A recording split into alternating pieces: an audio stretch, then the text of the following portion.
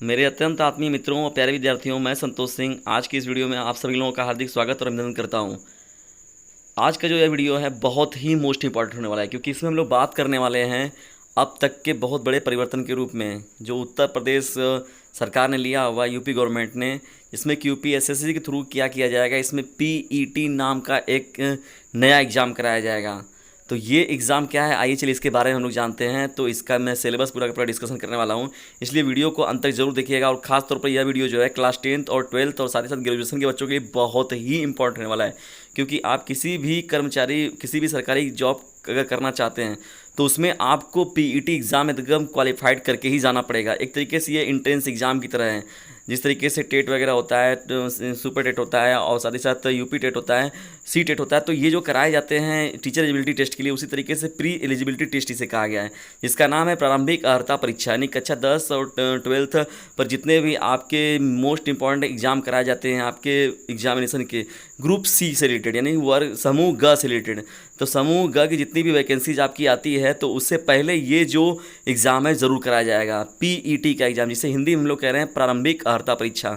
तो इसकी जो उम्र सीमा रखी गई है वो 18 वर्ष से 40 वर्ष तक के लोगों के लिए रखा गया है। और इसमें यह जो है पीईटी का एक अलग सर्टिफिकेट लोगों को अपने पास रखना पड़ेगा किसी भी सरकारी वैकेंसी के एप्लीकेशन के लिए, खासतौर विशेष रूप से समूह वर्ग के लिए, यानी ग्रुप सी के वैकेंसी के लिए बहुत ही इम्पॉर्टेंट यह परीक्षा होगी, जिसे हम लोग नाम दिए हैं प्रारंभिक अर्हता परीक्षा, पीईटी, प्री एलिजिबिलिटी टेस्ट कहा गया इसे।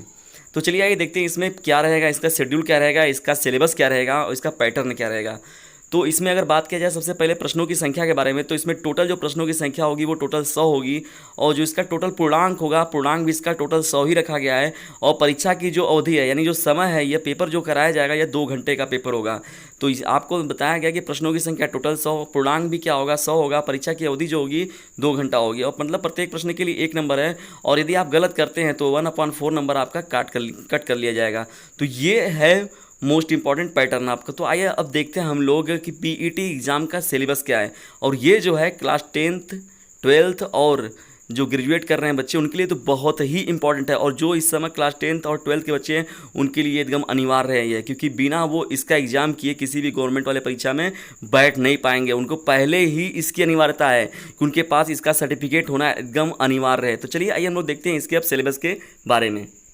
इन सिलेबस को आप सरकारी रिजल्ट पर भी जाकर देख सकते हैं, और सरकारी रिजल्ट के वेबसाइट पर भी पूरा सिलेबस आपको दिया गया, लेकिन मेरे यहाँ पर वहाँ से निकाल कर आपके लिए बहुत ही सिंपल लैंग्वेज में समझाने का प्रयास किया गया। और साथ ही साथ मैं इसके कोर्स के बारे में भी आपको पढ़ाऊँगा, इसलिए आप लोग नियमित रूप से चैनल से जुड़ें ताकि आप अपने पीटी एग्ज़ाम को एक बार में ही क्वालिफाइड कर जाएँ। तो आइए हम लोग देखते हैं कि फर्स्ट जो हम लोग का टॉपिक, अगर इतिहास के बारे में बात किया जाए तो इतिहास से जो आपके 10th नंबर के प्रश्न बनेंगे, जिसमें कि 5 नंबर आपके इतिहास से रहेंगे, और इसमें 5 नंबर का जो प्रश्न रहेगा वो भारतीय राष्ट्रीय आंदोलन से रहेगा। तो इसमें देखते हैं हम लोग कि इतिहास में कौन कौन सी चीज़ें रहेंगी। सिंधु घाटी की बात हो गई, वैदिक संस्कृति की बात हो गई, इसमें कि बौद्ध धर्म की बात हो गई, जैन धर्म की बात हो गई, मौर्य वंश, गुप्त वंश, राजपूत काल, सल्तनत काल, मुगल साम्राज्य की बात हो गई, मराठा की बात हो गई, ब्रिटिश साम्राज्य की बात हो गई, प्रथम स्वतंत्रता संग्राम की बात हो गई, और साथ ही साथ भारतीय राष्ट्रीय आंदोलन, ये जितने भी महात्मा गांधी ने चलाए हैं लोगों के साथ मिलकर लेकर देश को आज़ाद कराने में, तो ये पूरे के पूरे राष्ट्रीय आंदोलन भी बहुत ही इंपॉर्टेंट रहेंगे इस एग्ज़ाम यानी इस पीईटी सिलेबस के लिए।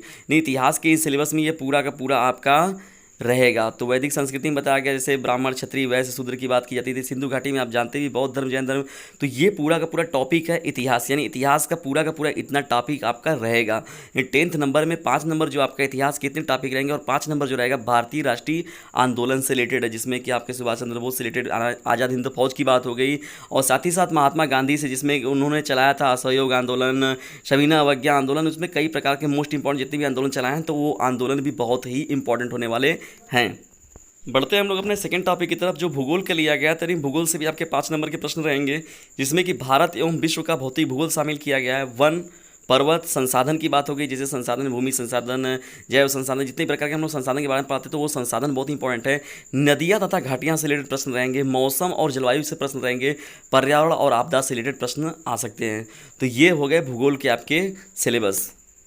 गवर्नमेंट ने अपना क्या पॉलिसी बनाई है या क्या व्यवस्था बनाई है उसे तो हम लोग नहीं जान रहे कि उसके दिमाग में क्या, यानी जो राज्य सरकार है उसके दिमाग में क्या चल रहा है। लेकिन अगर चीज़ें बन रही हैं, अगर कोई चीज़ें अगर हमारे लिए आ रहा है तो उसके प्रति हमें पहले से ही जागरूक रहना बहुत ही अनिवार्य है। तभी हम लोग अपने आने वाले एग्जाम में बेहतर कर पाएंगे। अगर हम लोग पढ़ रहे हैं, अपनी शिक्षा से संबंधित कोई कार्य अगर अच्छा करना चाहते हैं तब।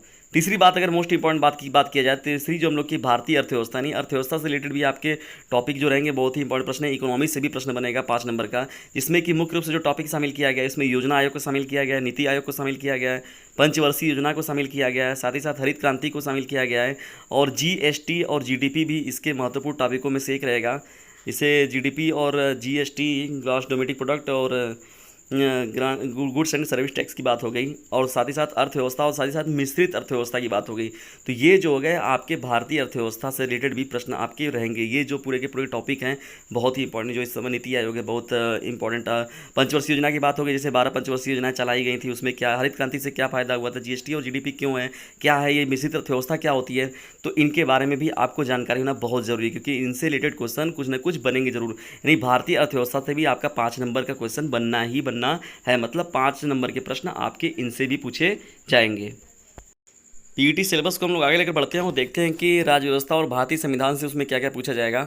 तो जो चौथा ये महत्वपूर्ण टॉपिक है, राज्य व्यवस्था और भारतीय संविधान से भी 5 नंबर के प्रश्न आपके फिक्स हैं, जिसमें कि संसदीय प्रणाली को शामिल किया गया है, जिसमें लोकसभा राज्यसभा की बात होती है, राष्ट्रपति की बात होती है, और साथ ही साथ संविधान की बात हो रही है। राज्य और केंद्र से रिलेटेड बात होगी, राज्य केंद्र के बीच में क्या संबंध होते हैं, इनके बीच में रिलेटेड प्रश्न रहेगा। राज्य के नीति निर्देशक तत्व जो होते हैं ये भी बहुत ही महत्वपूर्ण टॉपिक है। मौलिक अधिकार की बात होगी, मौलिक कर्तव्य की बात होगी, न्यायालय की बात होगी, सुप्रीम कोर्ट सर्वोच्च न्यायालय जिसे हम लोग कहते हैं, हाई कोर्ट की बात होगी। तो इन सभी से रिलेटेड भी प्रश्न इसमें पूछे जा सकते हैं। और मुख्य रूप से अगर ये जो बात किया गया संविधान में कहाँ से ये चीज़ें ली गई हैं और कहाँ से कौन सा जो है किस संविधान में किसकी बात व्याख्या की गई है, या न्यायालय क्या काम करता है, जिला न्यायालय से रिलेटेड बात होगी। तो ये राज्य व्यवस्था और भारतीय संविधान से भी आपके 5 नंबर के प्रश्न एकदम अनिवार्य रूप से पूछे जाएंगे।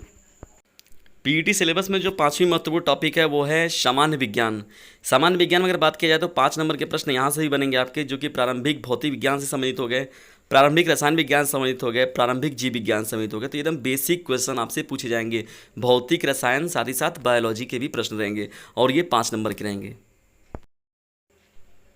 पीईटी सिलेबस की जो 6वीं महत्वपूर्ण टॉपिक है वो है प्रारंभिक अंकगणित। तो 5 नंबर के प्रश्न यानी 5 क्वेश्चन इसमें से भी पूछने आपके एकदम अनिवार्य हैं। तो प्रारंभिक अंकगणित में देखते हैं हम लोग सिलेबस क्या क्या है।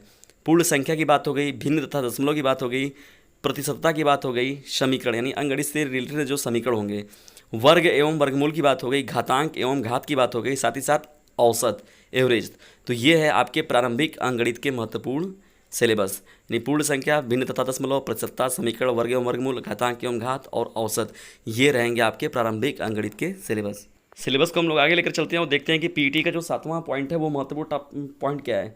तो इसमें सामान्य हिंदी को शामिल किया गया। तो सामान्य हिंदी से भी आपके 5 नंबर के प्रश्न एकदम फिक्स हैं, पूछे जाएंगे, जिसमें कि शामिल किया गया है संधि है, विलोम शब्द हो गया, पर्यायवाची शब्द हो गया, वाक्यांशों के लिए एक शब्द हो गया, लिंग की बात हो गई, मुहावरे व लोकुंतियाँ की बात हो गई, लेखक व रचनाएँ। तो यहाँ से भी आपके सामान्य हिंदी में 5 प्रश्न एकदम पूछने ही पूछने हैं। 8वां महत्वपूर्ण टॉपिक इसमें है सामान्य अंग्रेजी। सामान्य अंग्रेजी से भी 5 नंबर के प्रश्न आपके पूछे जाएंगे, जिसमें कि अंग्रेजी व्याकरण को शामिल किया गया है, साथ ही साथ अपठित गद्यांश पर आधारित प्रश्न को भी रखा गया है। तो अंग्रेजी व्याकरण कहा है तो जाहिर सी बात है इसमें कि टेंस की बात हो गई, वॉइस की बात हो गई, नरेशन की बात हो गई, तो इसमें कई टॉपिकें आपकी ऑलरेडी इन्वॉल्व हो जाएंगी। तो अंग्रेजी व्याकरण भी अपने आप में एक बड़ी टॉपिक है, और साथ ही साथ अपठित गद्यांश पर आधारित इसमें प्रश्न भी रहेंगे। पीईटी सिलेबस की जो 9वीं महत्वपूर्ण पॉइंट है वो है तर्क एवं तर्क शक्ति, जिसे हम लोग रीजनिंग भी कहते हैं इंग्लिश में। तो यहाँ से भी आपके 5 क्वेश्चन फिक्स हैं। आइए देखते हैं हम लोग कि तर्क और तर्क शक्ति यानी रीजनिंग के कौन से सिलेबस हैं या कौन से प्रश्न टॉपिक कहाँ से बनेंगे। बृहत एवं लघु से रहेंगे, क्रम एवं रैंकिंग से रहेंगे, संबंध की बात होती है जिसे हम लोग रिलेटिविटी भी देखते हैं उसमें, कैलेंडर एवं घड़ी की बात होगी, कारण और प्रभाव की बात होगी, कोडिंग डिकोडिंग हो गया, कथन विश्लेषण एवं तर्क की बात हो गई। तो ये महत्वपूर्ण टॉपिक हो गए आपके, या ये जो सिलेबस है आपका रीजनिंग का हो जाएगा। चलिए आगे बढ़ते हैं हम लोग और देखते हैं 10वां पॉइंट को। तो 10वें पॉइंट में जो शामिल किया गया वो करंट अफेयर्स को शामिल किया गया, यानी समसामयिकी घटनाक्रम को भी शामिल किया गया है। 10 नंबर का ये भी रहेगा आपका महत्वपूर्ण, यानी भारतीय घटनाक्रम हो गया या वैश्विक हो गया, मतलब इंटरनेशनल लेवल पर भी आपको करंट अफेयर्स याद रखने होंगे। तो ये समसामयिकी के भी 10 नंबर या प्रश्न आपके रहेंगे। पीईटी सिलेबस में इसको भी शामिल किया गया है। तो सोच लीजिए वृहत रूप कितना लेते जा रहा है धीरे धीरे पीईटी सिलेबस।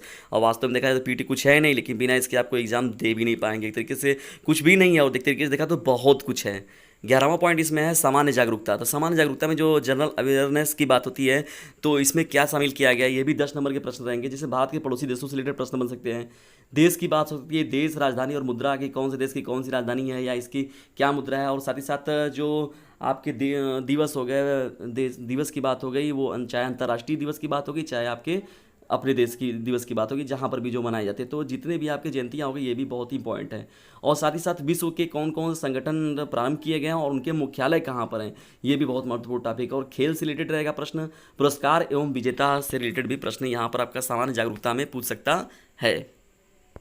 टॉपिक वाइज जितने भी महत्वपूर्ण आपके जो सिलेबस थे वो मैंने सभी लोगों को समझा दिया। उसके अलावा जो 12वां और 13वां जो पॉइंट है, ग्राफ पर आधारित प्रश्न रहेगा आपका 10 नंबर का। ग्राफ से रिलेटेड क्वेश्चन दिए रहेंगे और साथ ही साथ उसमें आपके प्रश्न बनाए जाएंगे। और जो 13वां प्रश्न रहेगा, हिंदी अपठित पर आधारित प्रश्न रहेगा, ये भी 10 नंबर का आपका रहेगा। तो ऐसे आपके मिला के लगभग 100 नंबर के जो एग्जाम बन रहे हैं, टोटल एग्जिट देखा जाए तो 100 नंबर का जो आपका पेपर बनेगा, और 100 प्रश्न रहेंगे। और साथ ही साथ इसमें 100 नंबर के प्रश्न रहेंगे, और साथ ही साथ आपको 2 घंटे का समय दिया जाएगा। और इसमें हिंदी अपठित के साथ साथ अंग्रेजी अपठित पर भी आधारित प्रश्न रहेंगे, ये भी याद रखिएगा। तो ये एक ब्रॉड सिलेबस है। अगर देखा जाए तो पीईटी एग्जाम सिलेबस भी अपने आप में एक छोटा सिलेबस नहीं है, और कक्षा 10 और 12 के बच्चों के लिए तो समझ लीजिए एक बहुत बड़ी चुनौती एक नई आ गई है ये।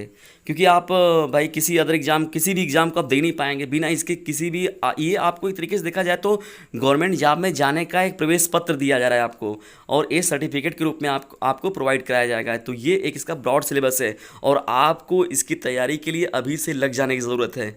और पूरा का पूरा जो सिलेबस आपको दिखाया गया, तो सिलेबस के हिसाब से, पूरे सिलेबस के आधारित पर धीरे धीरे पूरे चैप्टर वाइज और धीरे धीरे टॉपिकों को उठाकर चैनल पर वीडियोस बनाए जाएंगे। आप नियमित रूप से चैनल जुड़े रहें, क्योंकि आप पीईटी एग्ज़ाम से सिलेबस को ध्यान में रखते हुए ये पूरी के पूरी अध्ययन आपको कराए जाएंगे। और आप नियमित रूप से चैनल जुड़े रहें, ताकि आप 10th और 12th, और हाँ एक चीज़ ध्यान रखिएगा कि कभी भी असफलता से सफलता पाने की कोशिश मत करिए कि चलिए ठीक है मैं पहले ट्राई करूँगा, फिर मेरा हो जाएगा तो फिर दूसरी बार मैं निकाल लूँगा। पहली बार प्रयास करते हैं, किसी भी चीज़ को पहले हमको सीधे बनाइए, अपना सीधे एक गोल बनाइए कि मुझे सीधे क्या चाहिए, मुझे सीधे सफल होना है। असफलता से सफलता नहीं चाहिए, बल्कि मुझे डायरेक्ट सफलता चाहिए। ये एक जिद बना लीजिए। तो जितने भी आपके मोस्ट इंपॉर्टेंट रहेंगे ये पीईटी एग्जाम पर सिलेबस से रिलेटेड जितनी महत्वपूर्ण टॉपिकें रहेंगी, उस पर पूरी की पूरी स्टडी आपकी कराई जाएगी। तो इसलिए आप चैनल जुड़ें, और यदि वीडियो आपको पसंद आता है तो इसे लाइक करें, शेयर करें, और चैनल पर नए तो सब्सक्राइब करें। और ये एक ऐसी महत्वपूर्ण जानकारी है जिसको आप ज़्यादा से ज़्यादा दूसरों तक भी शेयर करें। अपने पूरे जितने भी आपके सहपाठी हैं, साथ में पढ़ने वाले, उन लोगों के पास तक भी इसकी जानकारी पहुंचना बहुत ही ज़रूरी है। और आप इसका मोस्ट इंपॉर्टेंट नोटिफिकेशन जो है वो आप जाकर सरकारी रिजल्ट पर भी देख सकते हैं। और साथ ही साथ देख रहे हैं कि 25 मई से जो इसमें आवेदन भी प्रारंभ हो गया है, और जो कि 21 जून तक आवेदन लिए जाएंगे। साथ ही साथ 28 जून तक आप इसमें पेमेंट और जो भी संशोधन रहेगा वो कर सकते हैं। तो 28 जून एक तरीके से देखा जाए तो 21 जून इसका लास्ट डेट है भरने का, और 25 जून से यह प्रारंभ हो गया। तो पीईटी एग्जाम सिलेबस जितने भी आप 18 वर्ष की उम्र क्रॉस कर गए हैं, और साथ ही साथ अगर 40 वर्ष से नीचे के, तो आप इस एग्ज़ाम को भर सकते हैं। तो फिर तैयार रहिए, मिलते हैं हम लोग अगले वीडियो में, और साथ ही साथ इसके महत्वपूर्ण प्रश्नों की श्रृंखला के साथ और विशेष टॉपिकों के साथ। Thanks for watching this video.